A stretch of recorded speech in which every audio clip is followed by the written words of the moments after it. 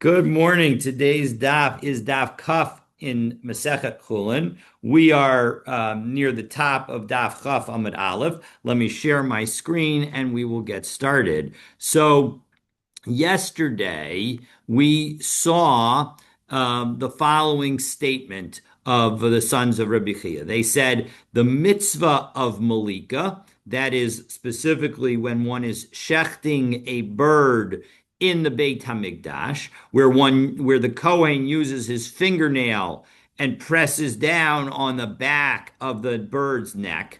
And so it's in some ways it's exact opposite of shchita because you do it from the back instead of the front, and we've seen that a statement along those lines, and we'll see more on that. But the mitzvah of Malika was the sons of Rabbi Chia said that the mitzvah of Malika involves moving the pipes, meaning the trachea and esophagus, to the back of the neck before doing Malika. And then there was this question: is that saying that you have to do that? Or was it saying, no, it's optional. You can do that and it will still be valid. And so we proved from our Mishnah that it's got to be that it's just a permitted to do that. It's not actually required. One Because second. How would you translate Malika? Malika is the process of killing a bird in the Beit HaMikdash using your fingernail from the back. So you hold the bird and you push down on the back of the bird's neck. And so here, what would be involved, it would be sort of using your other fingers to push around from the front of the throat towards behind the spine, the trachea and the esophagus. So that way you would potentially cut those before you got to the spine.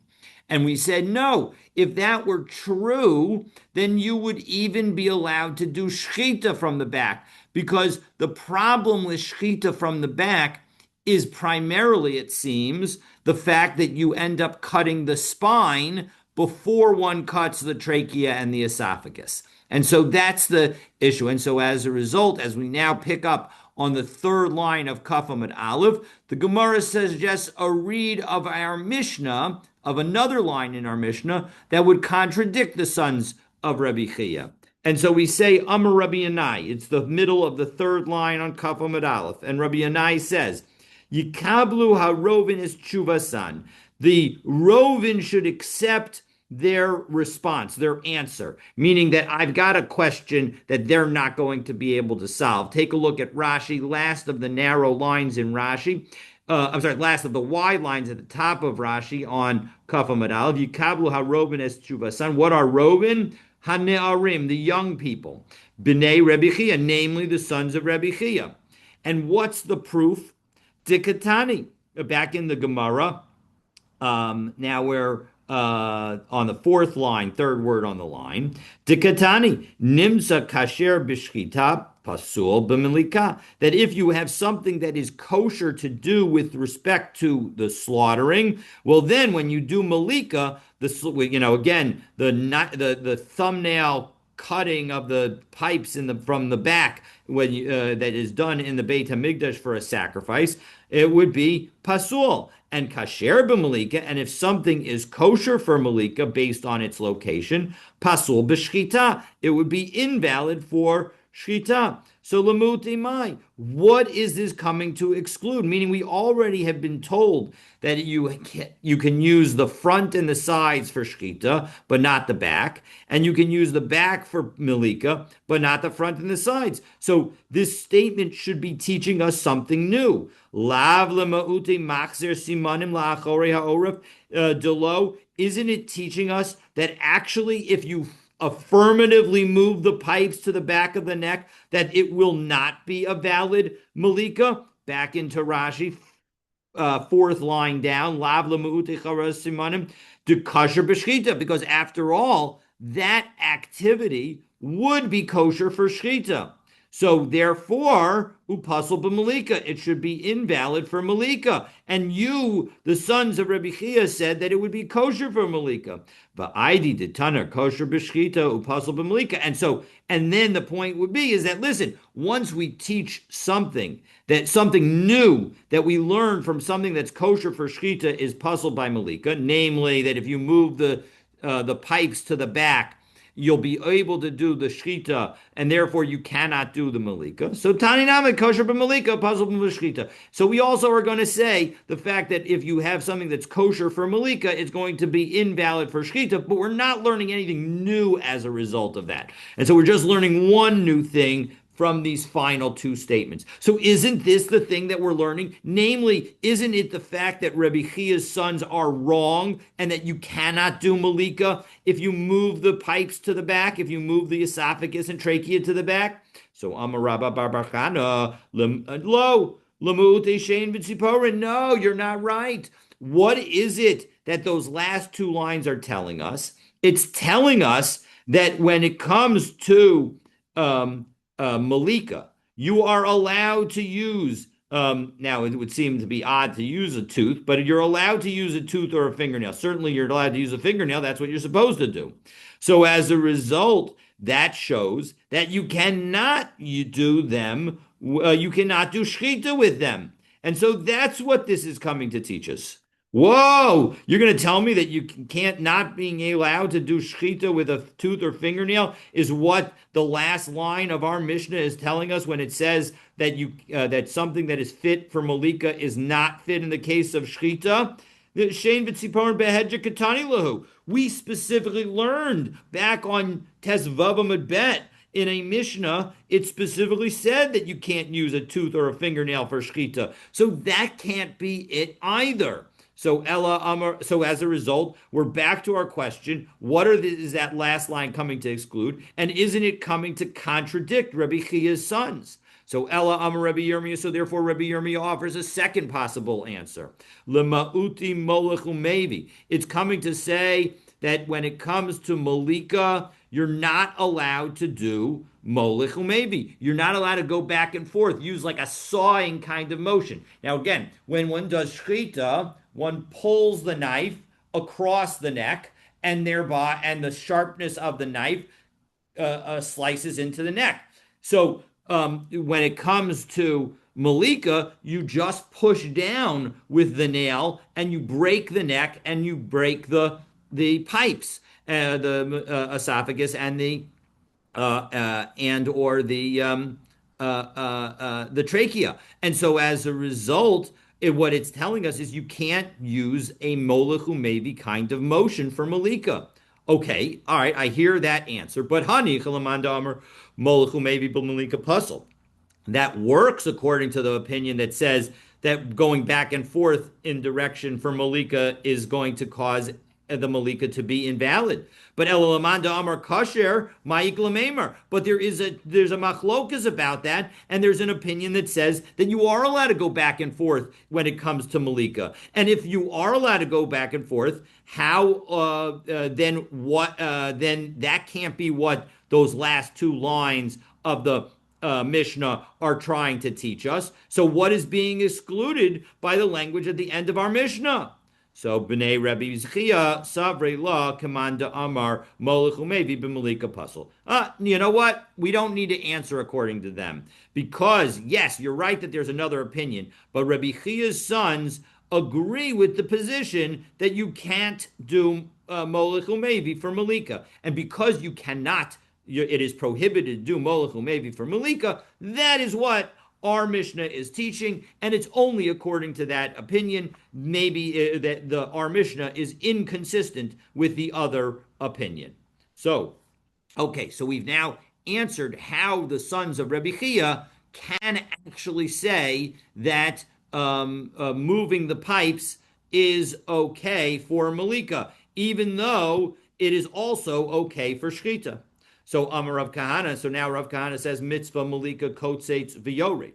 The Rav Kahana says that when it comes to the mitzvah malika, how do you do it? You do it by piercing and going down, meaning that you push with the nail into the neck, you break the spine and you keep pushing down until you cut the trachea or the esophagus. Now, as a backup, I'll note that the requirement with respect to a bird shechita is only to cut one of them. Obviously, you can cut more, but the requirement is to cut at least one.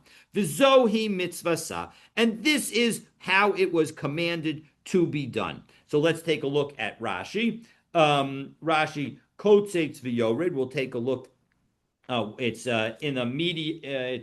Well, there are only medium lines at the bottom of Rashi. It's 1, 2, 3, 4, 5, 6, 7, 8 lines down in Rashi. Kotzetz v'yored. Below holacha v'hova.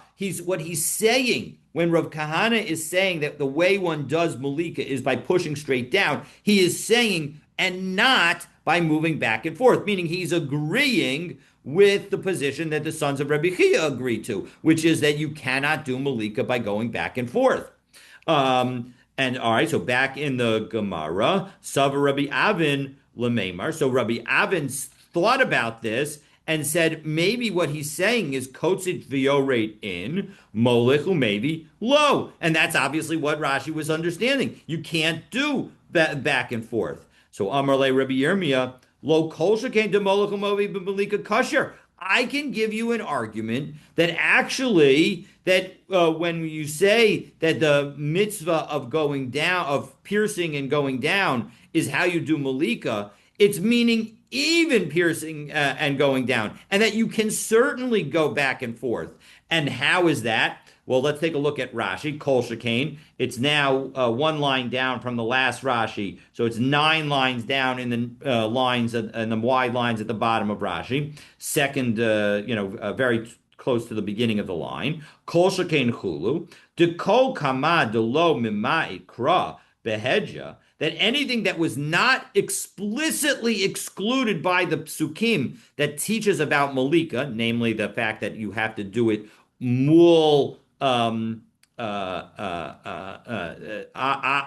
the back. What was the language? Mul ha'orif, opposite the orif, meaning on the neck, just underneath the back of a person's face. So when it's not explicit in the Torah, Kedemimai, suck in the way it comes to exclude the knife, because it specifically says that you not to use a knife. Vitzavar, and specifically it tells you not to do it in the front of the neck. Ki avin malika b'shchita. If you use the same approach for malika, the way you do it for a shchita, tfei adif, then it's going to be even better.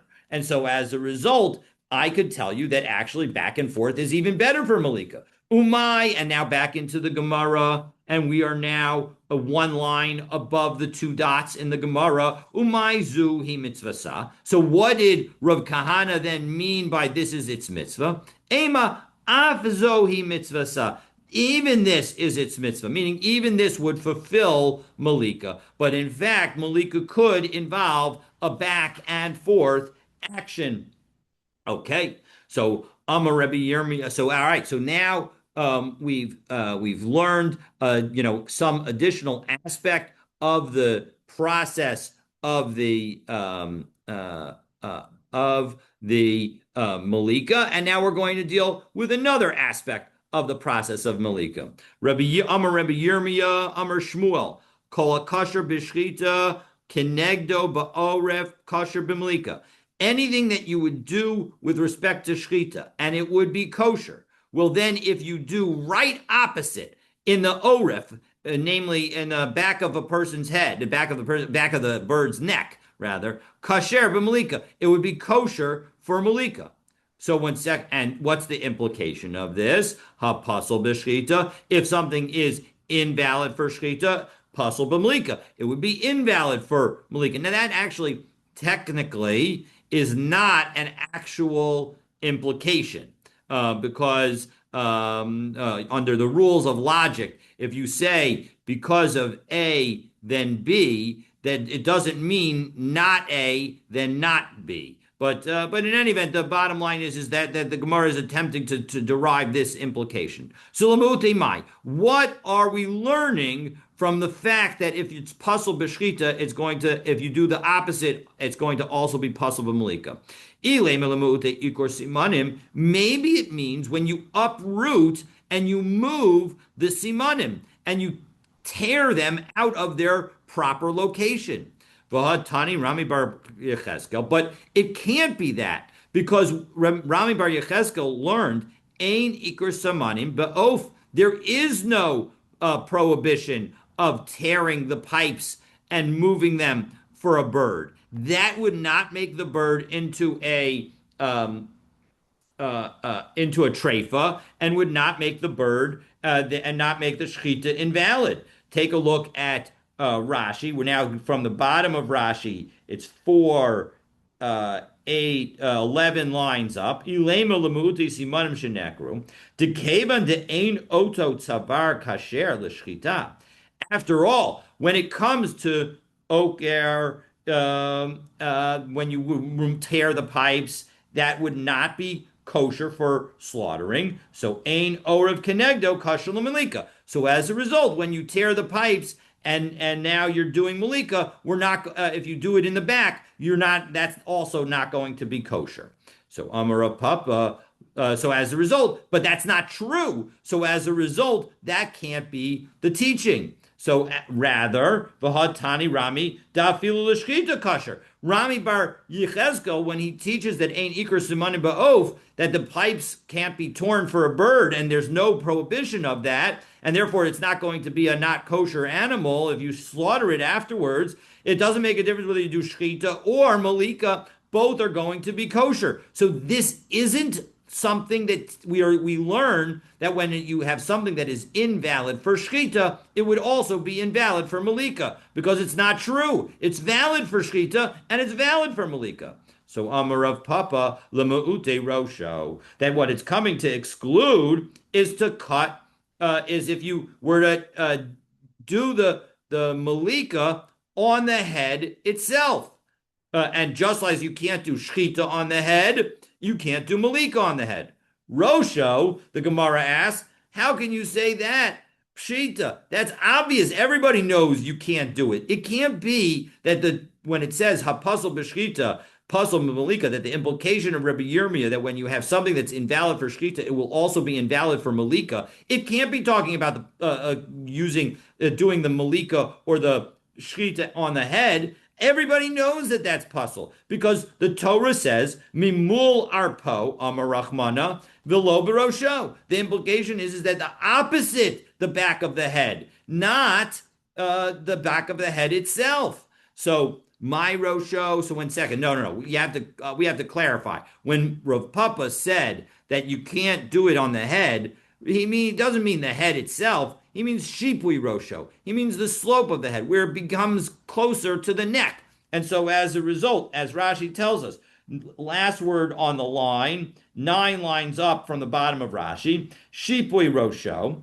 mishehitchil harosh l'shefa, when the head begins to angle, right? So at the back of the head, near where you have the indentation in the back where one puts the knot for the tefillin, so that is that's the slope of the head, and one might have thought that that's already considered part of the neck. V'inami shiva malika zo. Or maybe when it says shipui rosho, it doesn't mean specifically the sloping area of the head. It means that you were angling your malika and it began in the wrong place, even if it got to the right place.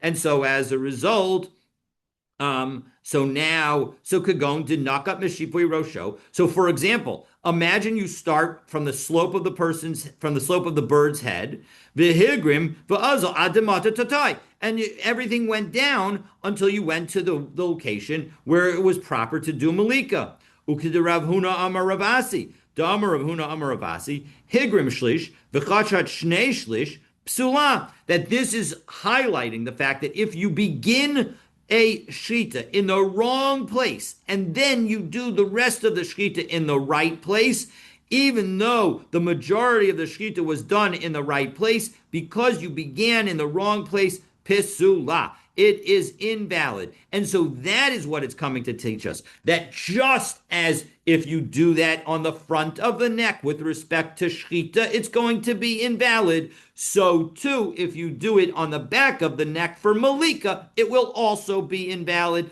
And that is what Rabbi Yirmiyah is teaching us. Okay, so Amar Le Rav Acha Breda Rava Rav Ashi. So Rav Acha asked Rav Ashi. So now we're going to go back and analyze this rule of Rami Bar Yecheskel. Right, Rami Bar Yecheskel said the rule of Ein Iker Simanim Ba'of. So we're going to analyze this. So Rav Acha is asking Rav Ashi the following: Hadatani Rami Bar Yecheskel. When Rami Bar Yecheskel taught about the fact that uprooted pipes don't apply to a bird, was that so Ein Iker Simanim Ba'of Lo Amran El Lamanda Amar Ein Shchita La'of Minatorah. I want to tell you that he was only saying, I'm sorry, this is not a question, but a statement. He's saying that it was only taught according to the viewpoint that slaughtering is not required biblically for a bird. But as we turn to Kaf Amud Bet, Aval, Lemanda Amar Yesh Shchita La'of, according to the Minatorah, according to the viewpoint that Shchita does apply to birds from the Torah, Yesh Ikor. Well, then there would be a problem of Ikor. So, and why is he saying this? It's based on the following. It's based on the following concept that, look, there's a difference between that if you say that, if you say that when you comes to a bird, you don't have to do there is no shechita required at all. Well, then we can be more flexible about the nature of the shechita that the rabbis imposed. And so torn pipes are not going to be a problem. But if shechita is a biblical concept, well, then you have to do it the right way and you can't tear the pipes, and because that would be a problem. And so as a result, that would be yeshikor. And so that is the logic according to Rav Acha. Now, Rav Ashi responds to it. Amar le, adarabba, ibcha mistabra. You know what? I'll tell you the exact opposite.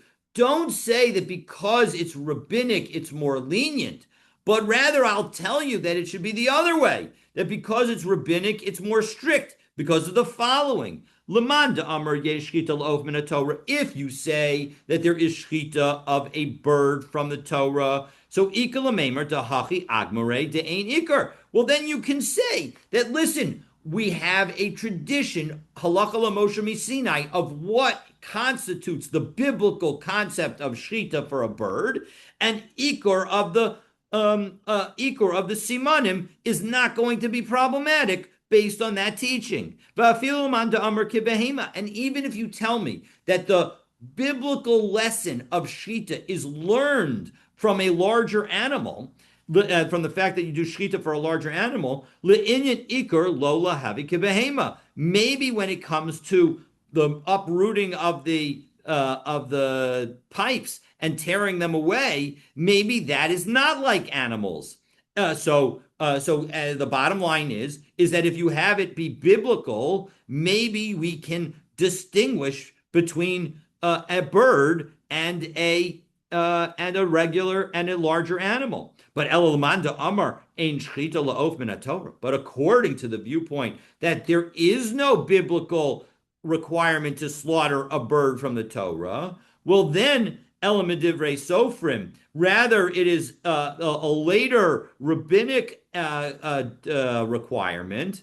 Mehecha Gemirila. Well, anytime the rabbis are going to require something, they're going to use a framework that is biblical as a model. And there is no framework of biblical slaughter where the pipes can be torn away from their regular location. So how can you learn? What's the basis to learn this leniency, right? You learn everything from behema, Kule milsa kevehema. If you're learning everything from a larger animal, how you do shchita, well, a larger animal, if you were to uproot its pipes and move them in an improper, you would invalidate the shchita and invalidate the whole process. And so, therefore, you would say that just as there is ikor for a behema, there should be ikor for an oaf. And so, as a result, I will tell you the exact opposite. And interestingly, no response is given. And so as a result, it's, you have to, it's not completely clear as to which way we would end up. Indeed, we effectively paskin yesh shchita la'of, which is interesting because, of course, in a couple weeks, we are going to read about the people who complain that there isn't any meat, and how does Hashem create the meat, but rather through the Slav. And it certainly doesn't, the Torah doesn't seem to suggest that the Slav is shechted, but we end up, effectively saying that it must have been shechted. The other possibility is that it could be that story is much easier to explain according to Rabbi Akiva, who allows non-traditional shechita during the time that we were in the wilderness, and it was only when we entered the land of Israel that shechita would be relevant. You could call that a little bit of a Daf Yomi coincidence because that parsha is coming up in a couple of weeks. All right, Amar Ravina. So now Ravina also analyzes this statement or says something about the statement of Rami Bar Yechezkel. So Amar Ravina, Amar Li Ravin Bar Kisi. Ravin Bar Kisi told me, Hadatani Rami Bar Yechezkel, Ein Iker Simanim Ba'ov. When Rami Bar Yechezkel made his statement, Lo Amran Ela Bil Malika, really that statement was only by Malika. Now we have been understanding that statement to apply both for Shchita and Malika. Aval b'shchita yesh ikor. When it comes to shchita, there is a problem, and so as a result, for shchita, big animals or birds, you're not allowed to uproot and tear away the esophagus and the trachea from their proper location in advance of doing your shchita. V'amar Rabbi Yirmiyahu and second Amar Shmuel kol kasher b'shchita kenegdo ba'orav kasher b'malika.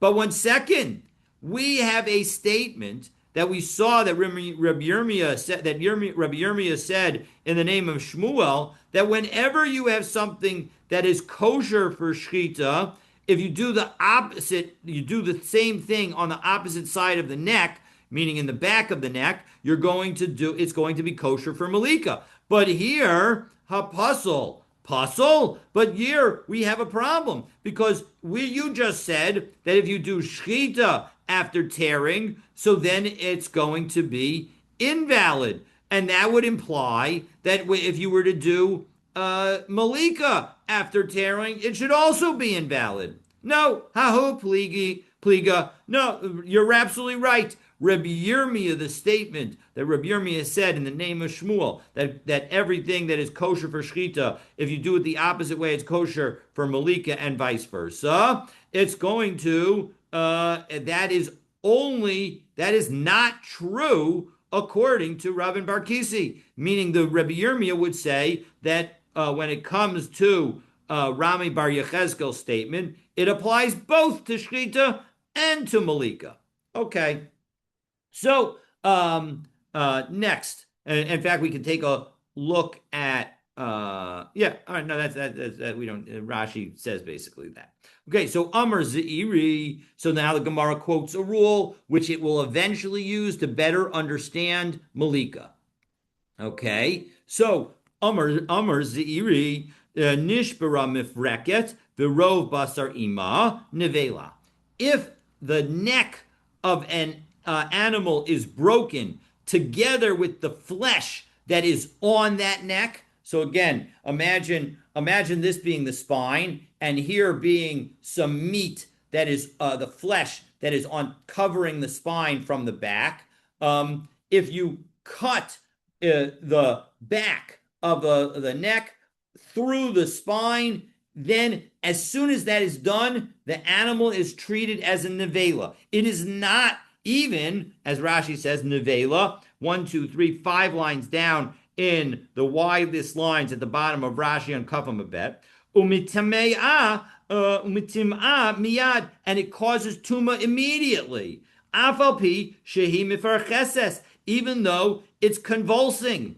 Demesa mamishi, that is constitutes death. That the severing of the spine together with the flesh on top of it, that makes the animal dead. V'shchita dela'achar mikan, and if you were to engage in slaughter afterwards, lo mitahara la miyadei nevela, it does not purify it out of the category of being a nevela, because it's already dead. Shchita doesn't work if the animal's already dead. Unlike if it's a treifa, then shchita can work to not make it tameh. And so as a result, that would at least avoid the tuma issue. So it might not be kosher, but at least it's not tameh. So that is the statement of Zeiri. So Amar Rav Chisda, Af anan nami tanina. Maybe we can say that we can prove this from a Mishnah. Specifically, there's a Mishnah in Zvachim. It's not quite this language, but it's very similar. On Daf Samech Chet Amud Aleph. Malak Besakin. If you do Malika with a knife, well then, Mitame Begadim Abeis Habliya. You have contaminated the clothes through if you swallow any meat of that animal. Now, it's important to note that when it comes to the nevela of a kosher animal, a kosher bird specifically, that only conveys tuma not through being touched or carried, but only through being swallowed. And so as a result, that will create tuma for the person and what the person is wearing. The amra treifa havya, and if you were to say that in fact when you did that it would make the animal into a treifa, malika sa zohi shchita sa. The malika is a shchita. Tahani la sakin l'tara midei nevela, and it shouldn't be a nevela at all. It should be just a dead kosher bird that might not be kosher, but it wouldn't create tuma even if swallowed. So that is not true. Amrei hasam mishum delav shchita hi klal. No, the reason that it makes it into is considered tamei and not a treifa that has been shechted, it is because this is not shchita at all. Even though you use the knife, because it's not shchita. My timer, why isn't it considered shchita? Rav Huna Amar Mepnei Shehu Machlid. It's because you did machlid. You did chalada, which refers to burrowing. And now these are going to be Rav Huna. The burrowing is one of the 5 different kinds of problematic slaughtering. And so let's take a look at Rashi. Chalada.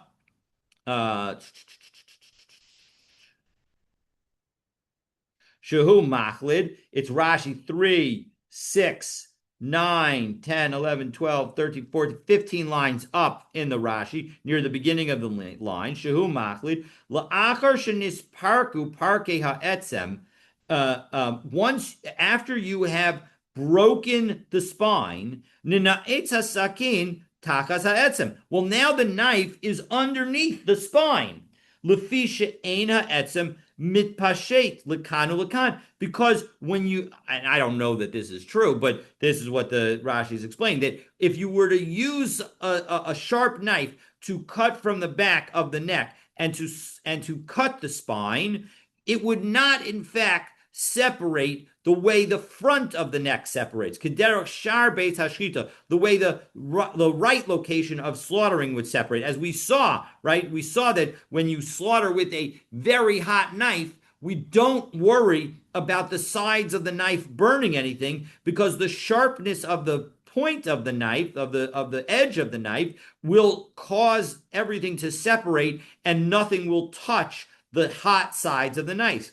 So, Keder Shar Beis Hashchita, when you cut Ota, when you cut with the front, it is going to separate. Ela ome b'mekomo, but rather when you cut in the back and you sever the spine, everything stays in its location. Maybe it's because sort of the spine structure provides additional structure, so it's not going to separate. Because hasakin tachas ha'etzem, and now once you have the knife underneath the spine, havyale chalda, that is considered chalda because you are going to be breaking and cutting the windpipe, the trachea, and the esophagus from behind them and not from in front of them. And that is the prohibition of shchita via chalada. And so as a result, that is why this is going to be not considered shchita at all.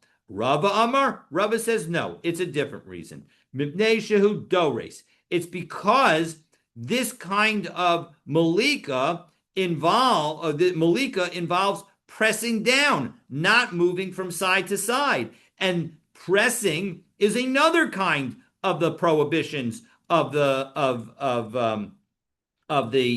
slaughtering that make a slaughtering in a non-kosher, makes a shechita not kosher. And so back into Rashi, next Rashi, mimnei shehu dores. Mamish, this is exactly what pressuring is. V'lo molich, maybe he's not coming back and forth. Kida amran la'el, as we saw earlier, daf kafam and olive, kotzetz v'yored v'zohi mitzvasa. That how do you do malika? You pierce and you push down. So that is the process. So mada amr neshehu machlid, the person who said that it's because of borrowing, and so that was Rav Huna. My time alo amar neshehu doris. Why doesn't he raise a concern because of pressuring and because of the pressing? So kasaber molachu maybe b'malika kosher. He thinks that, you know what, going back and forth is kosher for malika. As we saw, there was an opinion that says that that's okay. Uman de amar neshehu dores. And the viewpoint of Rava, who says that it's because he's pressing, my time alo amar shehu machlid. Why doesn't he say that the issue is because of borrowing? Amar lach, he would say to you, chalada hechidami. What is this case of chalada? Why is it? What is it? What's the prohibition? Kechulda hadara beikare batim de mechasya. It's like a weasel that is living in the roots of a house and it's all covered up. Meaning the whole point of burrowing is to not be seen. And so hacha ha-migalia. But this knife, even if the back of the spine stays close together, it is still visible because you have a cut there. And so as a result, that is not considered chalada. And so that cannot be the reason for the prohibition. Okay, and so we have these two viewpoints.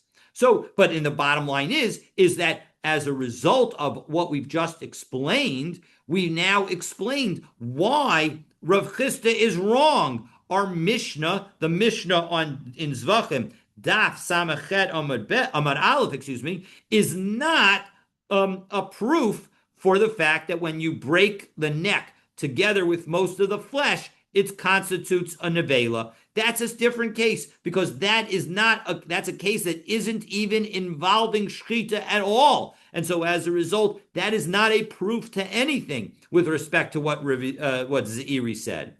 So Amar Rava ikashali hakashali. If you have a question on Zeiri, here's the question. V'chi mesa omed umolik. 1 second. We just had, according to Zeiri, if you break the neck with respect and most of the flesh on top of the neck, it is a nevela. Well, what are you doing when you do malika? You are breaking the skin, and then you're breaking the neck, and then you're doing the cutting of the pipes. As Rashi tells us, now let's see, hold on just a second. V'chi mesa omed umolek, 1, 2, 3, 4, 5, 6 lines up in the Rashi. Dahav vadai of b'chad simin mesa v'amayma akev shnei. I'm sorry. That's not it. My apologies. It's 4 lines above that. V'chi la'achar shehi kemesa. Once this bird is considered dead. b'shaviras ha'etzem v'rov basar, through the breaking of the neck and most of the meat that is on the flesh that is on top of it. Lama omed umolek. Why are you bothering to do anything more and do malika? Shuv hasimanim, to now cut the pipes.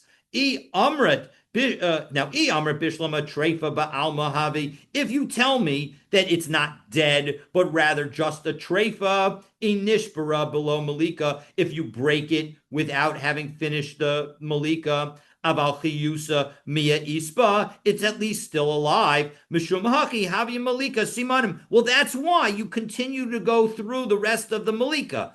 Malika, Siman Malika. That's why you continue to go through and you cut the pipes that are required for Malika.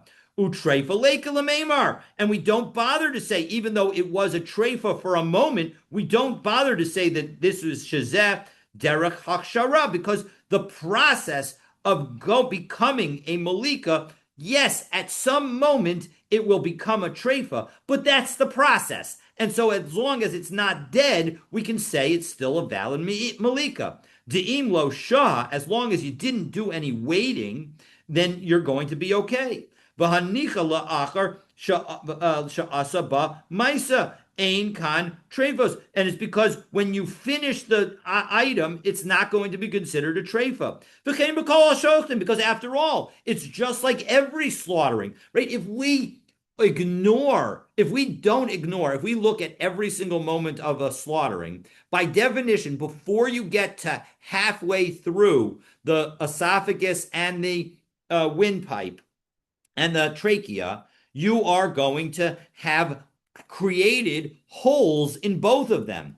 Mishinakav haveshet, when the trachea, when the veshet, I think, is the esophagus. When the esophagus is cut, yeshkan maisa treifa, that it would ordinarily constitute a treifa. V'chi gamar shchita so mitkashra. But when you do it all in one action with the shchita, it's still going to be kosher. Im lo shah shir shehiyah, as long as you didn't wait the period of waiting, which is one of the other prohibitions associated with shchita. Elaziri, but according to Zeiri, Dechashiv la Mesa, who considers this bird, after you've put your thumb through the meat on its neck and into the spine, it considers this bird dead. Mahu omedu molek. What are you bothering to do with the rest of the malika? The animal is dead already. There's nothing you can do to fix it. So Amar le Abaye, but one second, I'll tell you that even you can ask this question even with respect to the ola of a bird, because an ola of a bird, even though regularly shchita of a bird only requires the cutting of one pipe, when it comes to the malika of an ola, you have to cut both pipes. So when you cut the first pipe completely, the animal is dead. So now when you come to the second pipe, it's dead already. So what are you doing when you're cutting the second pipe? Your malika shouldn't be good malika because the animal is already dead. So it's just as you Rabba are asking this question according to Zeiri, according to a simple case of malika, when you're doing malika of a chatas, where you only have to cut one pipe. Here, when you do an ola, you have to cut two pipes. So the same question exists. So, in fact, the question exists even not according to Zeiri, according to the viewpoint that when you cut one pipe for a bird, the bird is dead.